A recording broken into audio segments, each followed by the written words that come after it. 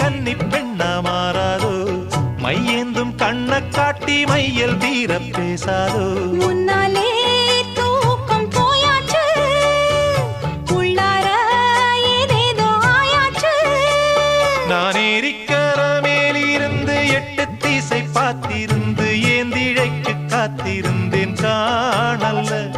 மணி 7 8 ஆன பின்னும் ஊரடங்கி போன பின்னும் சோறு தண்ணி வேணும்னு தோணல்ல